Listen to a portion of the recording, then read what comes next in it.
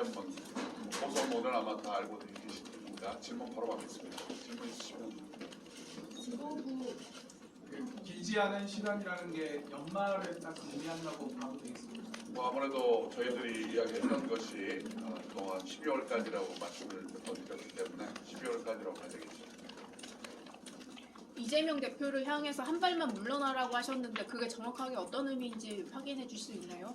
비대위가 들어선다는 얘기는 이재명 대표께서 어쨌든 전면에 있는 것은 아니라고 생각을 하니까요.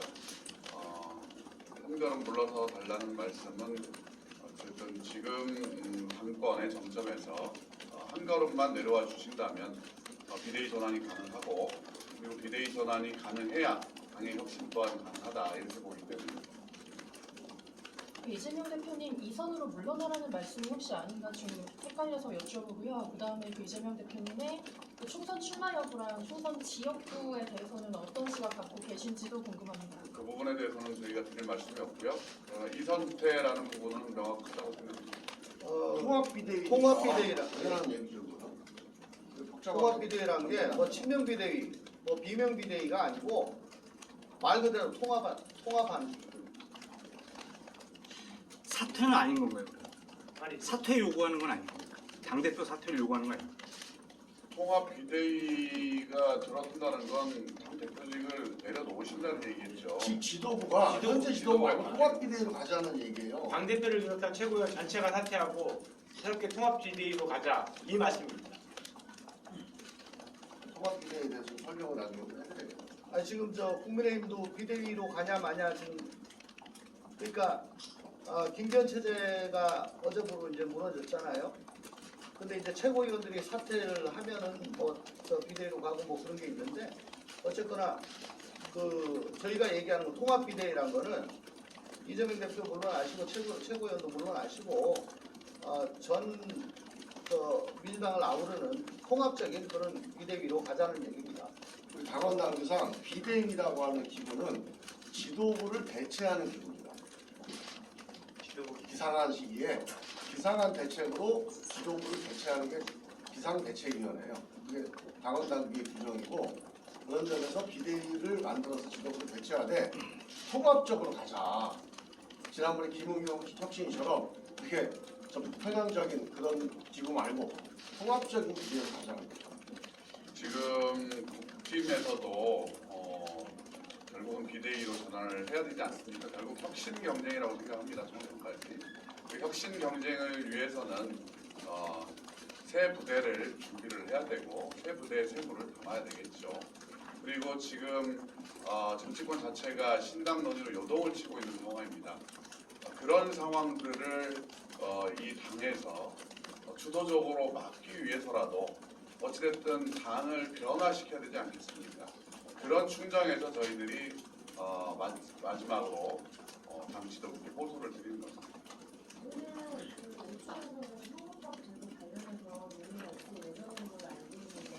오늘 만약에 그 결정이 어떤 이런 요구와 맞지 않는다면 어떤 내용을 준비해 주실까요? 이제 뭐 특별한 계획이 있는 건 아니고요.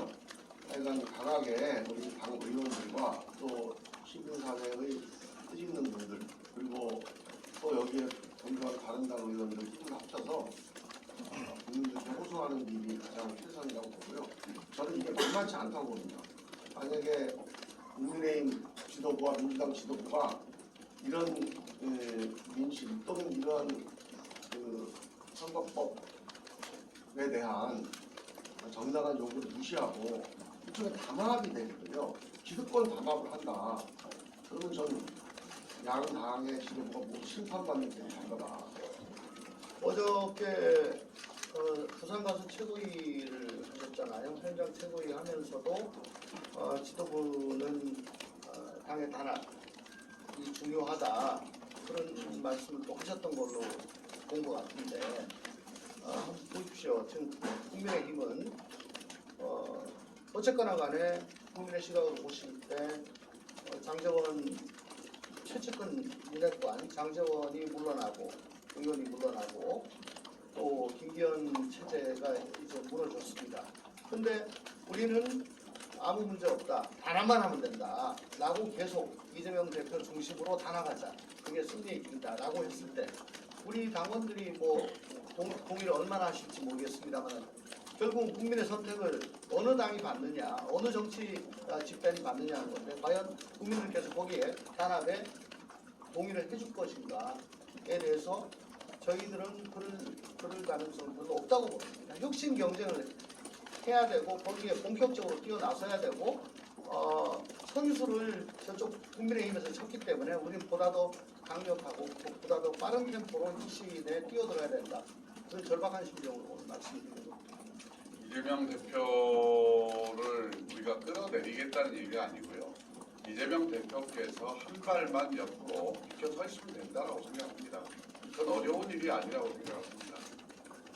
그래야만 우리 당이 좀 더 확장성을 가지고 이번 총선, 포용성과 확장성을 가지고 이번 총선에 확실한 승리를 견인해낼 수 있다. 저는 그렇게 생각을 합니다. 말로는 단합이 중요하다라고 하시면서 지도부나 당직을 뿌리시는 거 보면 완전 하나의 색깔로만 구성되어 있고 그러니까 나오는 목소리도 하나의 원보이스만 나오는 걸로 그렇게 느껴지고 있지 않습니까?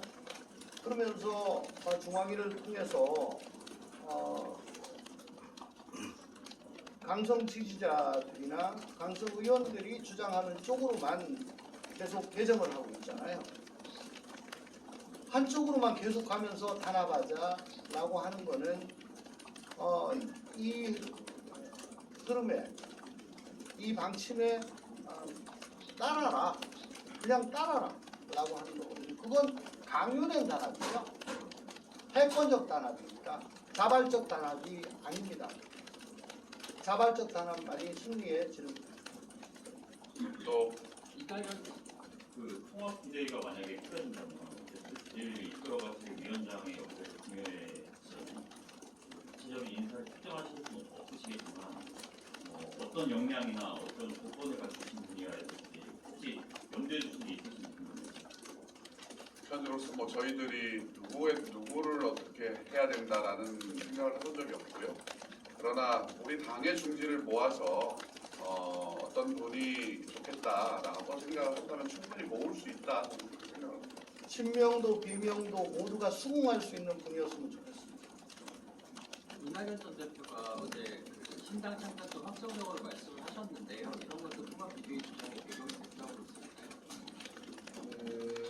그것이 직접적으로 연결되지는 않지만 그러나 당의 상황에서는 매우 우려스러운 일들이 지금 벌어지는 거 아닙니까? 새로운 신당의 논의들이 지금 급물살을 할 가능성도 있고요. 이것에 대해서 여러 의원님들이 비판도 하고 비난도 하고 있습니다만 그것이 중요한 게 아니라 우리 당의 혁신이 먼저 저는 있어야 된다. 그것이 바로 응답이다 라고 생각을 합니다. 그래야만 신당의 움직임에 대해서도 또 우리가 제어할 수 있는 거 아니겠습니까? 당이 혁신하는 모습을 보이지 않고 이전처럼 똑같은 모습으로 말로만 뭘 하지 마라 해서는 안 된다. 통합해야 된다. 단합해야 된다. 라는 것이 얼마나 설득력이 있을지 저는 잘 모르겠습니다. 저는 한마디 좀 부탁드릴게요. 이낙연 대표 신당에 대해서 저도 내용 잘 모르겠어요. 말씀 나눠본 적도 없고 어떤 취지로 말씀하실지 잘 모르겠지만 여기에 대해서 우리 당내에서 반대하거나 비난하는 분들이 많이 계신데 저는 무슨 누가 뭐 신당을 만들든 안 만들든 이게 헌법적 권리인데 뭐 그걸 비난할 필요가 없다고 봐요. 문제는 이낙연 대표든지 누구든지 신당을 만드는 걸 막으려면 민주당을 혁신하면 됩니다. 민주당을 혁신하는 게 그걸 막는 길이에요.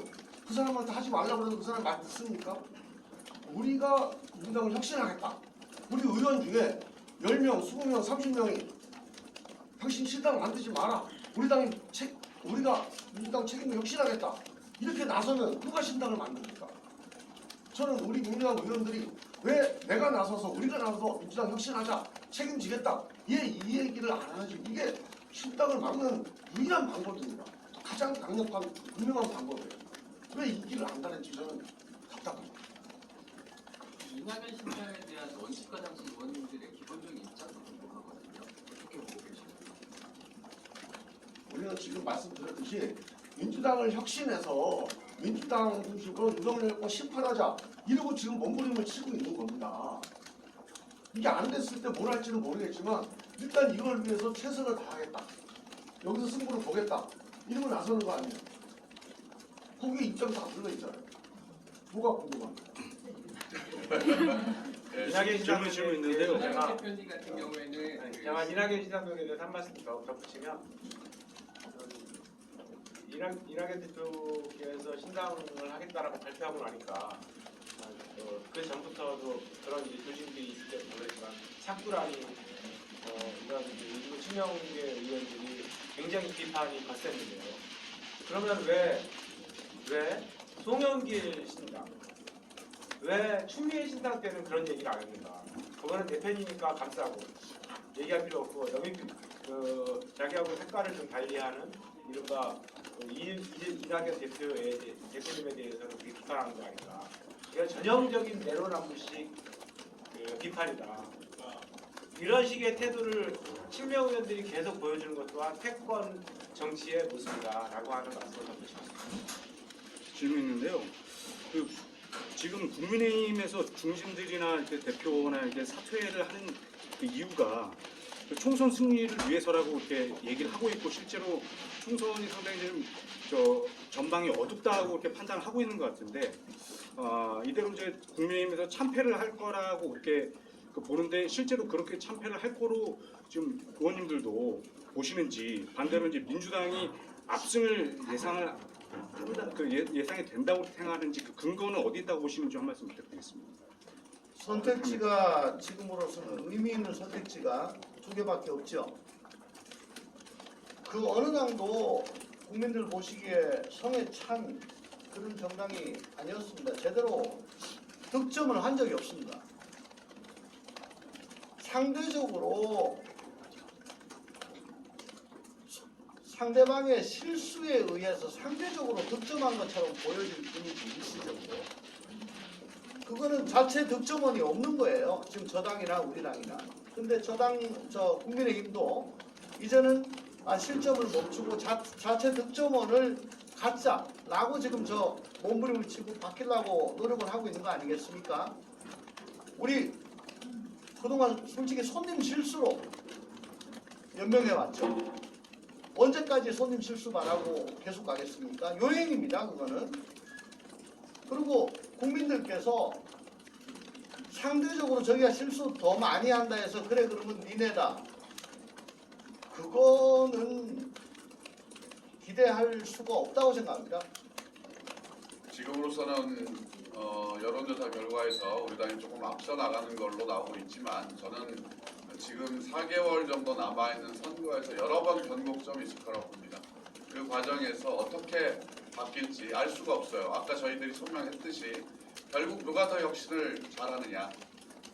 혁신을 더 강도 높게 확실하게 하는 정당이 승리할 거다 이렇게 생각합니다. 오늘 여러분 한번 생각해 보십시오.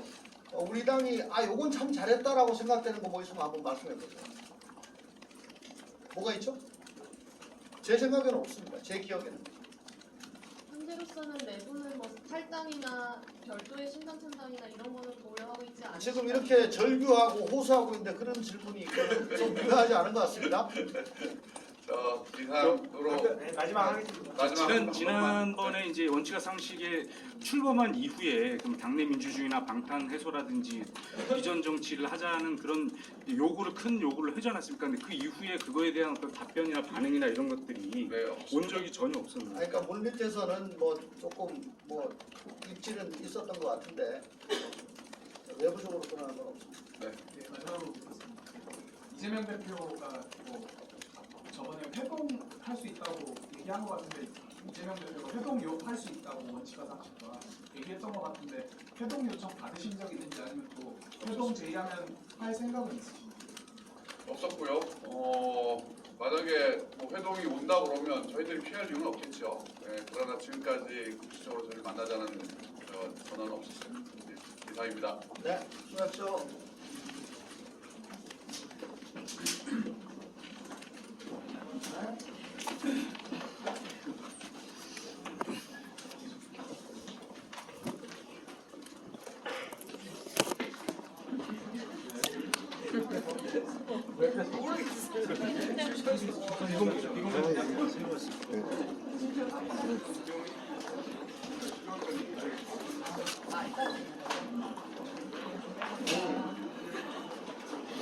원님 한 가지만 저 궁금한 게 아까 여기에 이제 그러니까 통합 비대위를 받아들이면 그럼 이제 우리 모두가 뭐 친 DJ나 친 노무현이 됐던 것처럼 친명이 될 수도 있다고 그러는데 실제로 친명을 그렇게 하면 친명이 될 수도 있는 건가요? 통합적인 저 리더가 되면은 거기 안 따르는 그게 뭐예요? 여러 선택지들을 놓고 고민은 하지만 논의는 없다. 그럼 친명이 될 수 있다는 그런 의식인 건가요? 지하로가? 그게 친명이라는 게 중요한 게 아니고 친